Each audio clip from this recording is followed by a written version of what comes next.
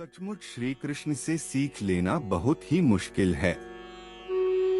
उन्होंने जो किया वह कोई साधारण मानव नहीं कर सकता।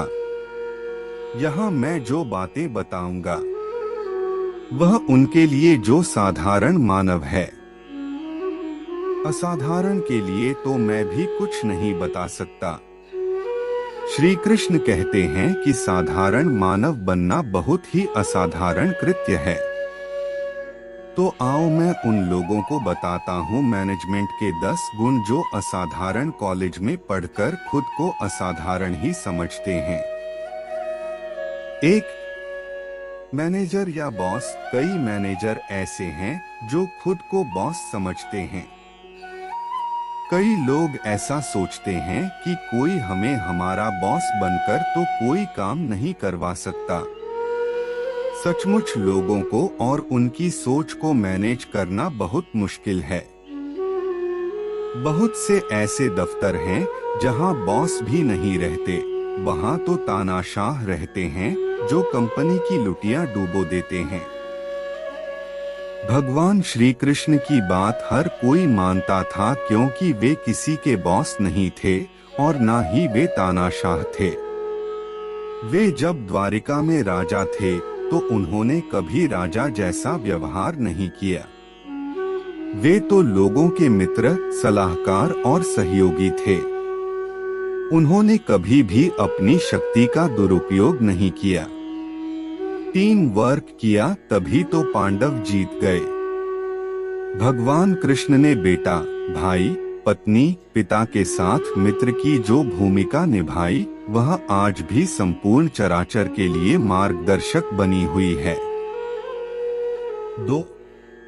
व्यापक सोच। यदि आपके पास बस किताबी, स्कूली या कॉलेज का ही रटारटाया ज्ञान है तो आप वैसा ही व्यवहार करेंगे जैसा कि आपको MBA की क्लास में सिखाया गया है। जीवन तो बहता पानी है। पल प्रतिपल ज्ञान बदल रहा है, लोग बदल रहे हैं, उनकी सोच भी। कई बार परिस्थितियां हमें सिखाती हैं। इसलिए अपने ज्ञान और अनुभव दोनों का ही उपयोग करते हुए व्यापक सोच को अपनाना चाहिए। श्री कृष्ण कहते हैं कि आप जो भी कर रहे हैं उसे लेकर आपका विजन व्यापक होना चाहिए। पहले अच्छी तरह से सोच और समझ लें, फिर कोई कार्य या व्यवहार करें। दूर तक देखने और सोचने की आदत डालें। जैसा कि श्री कृष्ण समझते थे कि कोई क्या समझ रहा है। भगवान श्री कृष्ण 64 कलाओं में निपुण थे। व्यापक सोच का मतलब यह भी है कि क्रांतिकारी विचार रखते हुए किसी बंधी बंधाई लीक पर नहीं चले। परिस्थिति के अनुसार प्रयोग करें, रिस्क उठाएं, अपनी भूमिका बदलें और सारथी तक भी बनने के लिए तैयार रहें। 3.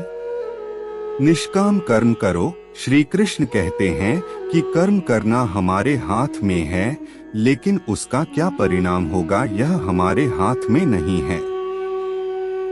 यदि आप 100% कर्म नहीं करते हैं तो फिर 100% फल की आशा भी न करें।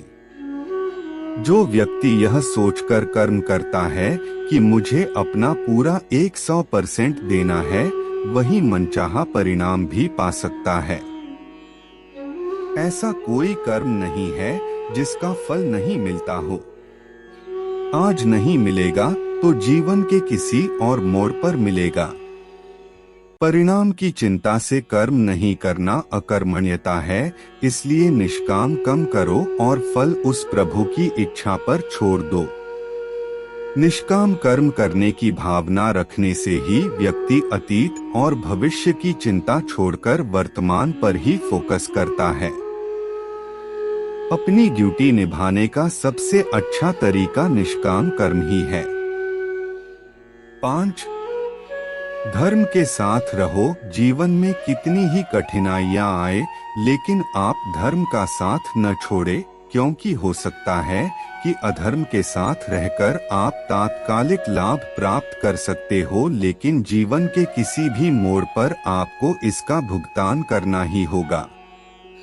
क्योंकि श्री कृष्ण गीता में कहते हैं, हे अर्जुन, तुझे देखने वाले आकाश में देवता भी है और राक्षस भी, लेकिन तू खुद को देख और समझ, खुद के समक्ष धर्मपरायण बन। यदि तू धर्म की रक्षा करेगा तो धर्म तेरी रक्षा करेगा। अतः यदि आपको जीवन में निरंतर अपने लक्ष्य की ओर बढ़ना है तो असत्य का साथ कभी न दें, बल्कि सत्य का साथ देते हुए अपना रास्ता खुद तय करें। सत्य के साथ रहने से ही पॉजिटिव एटीट्यूड निर्मित होता है। दरअसल दो तरह की कार्य संस्कृति है, पहली दैवीय और दूसरी आसुरी। दैवीय कार्य संस्कृति में लोगों को निर्भीक बनाकर उन्हें कार्य की स्वतंत्रता दी जाती है। उनकी योग्यता को अपडेट किया जाता है और उनके जीवन के सुख दुख में भागीदार बनते हैं। वहीं दूसरी ओर आसुरी कार्य संस्कृति में लोगों को मानसिक रूप से दबाया जाता है। हर बात में उनकी गलतियां ढूंढकर उन्हें नीचा दिखाया जाता है, लोगों में भय और भ्रम निर्मित कर दिया जाता है, जिसके चलते हर समय छल, हताशा, निराशा और स्वार्थ का भाव ही विद्यमान रहता है। 5. खुद को भी मोटिवेट करो। भगवान श्री कृष्ण पॉजिटिव एटीट्यूड अपनाकर अपने साथ के सभी लोगों को मोटिवेट करते रहते हैं और खुद भी इससे प्रेरित होते रहते हैं। वे लोगों को मित्र बनकर समझाते भी हैं, ज्ञान भी देते हैं और भाई या पिता बनकर जरूरत पड़ने पर डांटते भी हैं।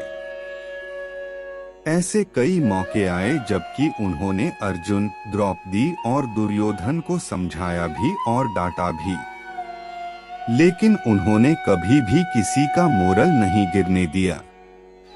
उन्होंने अपने शत्रुओं से भी बराबर का व्यवहार बनाए रखा। 6. मानसिक नियंत्रण। कब कौन सी बात कहाँ कहनी और कहाँ नहीं कहनी है, यह समझना भी बहुत जरूरी है। इसे कहते हैं वाणी नियंत्रण।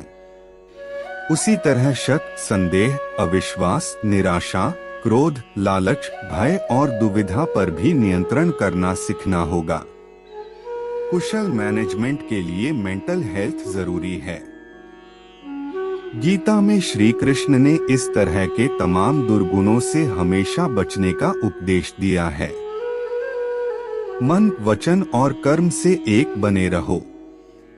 जो व्यक्ति अपनी बात पर कायम रहता है, जीत उसका पीछा कभी नहीं छोड़ती। वह अपने हर कार्य में सफल होता है। 7.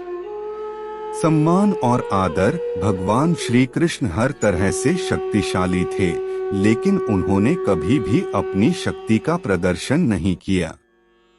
वे अपने गुरु, माता पिता और बड़े भाई के साथ ही अपने से बड़े पुरुषों का आदर करते और उनका चरण स्पर्श करते थे। जो लोग अपने माता पिता व गुरु का आदर करते हैं, वे प्रशंसा के पात्र बनते हैं। इसलिए सदैव बड़ों के आदर व सम्मान में हमेशा आगे रहना चाहिए। 8. संकट का समय ही खुद को सिद्ध करने का समय। संकट के समय ही यह सिद्ध करने का होता है कि आप योग्य हो, काबिल हो। संकट चाहे खुद पर आया हो, मित्र पर आया हो या आपके संस्थान पर, आपको उस समय ही डटक कर मुकाबला करना होगा। संकट के समय पलायन करने से धर्म का भी त्याग हो जाता है। 9. Master strategy. अगर पांडवों के पास भगवान कृष्ण की मास्टर स्ट्रेटजी ना होती तो पांडवों का युद्ध में जीतना मुश्किल था। इसलिए कोई भी कार्य करने के पूर्व उसकी एक बृहत्तर योजना बनाना जरूरी है। योजनाओं को अपडेट करते रहना भी जरूरी है। योजनाओं के बगैर कार्य ही नहीं, जीवन भी असफल सिद्ध होता है। 10 उद्देश्य सही है तो रास्ता कैसा भी हो। कहते हैं कि सीधे रास्ते से सब पाना आसान नहीं होता। ऐसे में धर्म यह कहता है कि यदि उद्देश्य सही है तो टेढ़ा रास्ता भी अपनाया जा सकता है। खास तौर पर जबकि आपके सामने अधर्म का पलड़ा भारी हो, ऐसे में कूटनीति का रास्ता अपनाएं।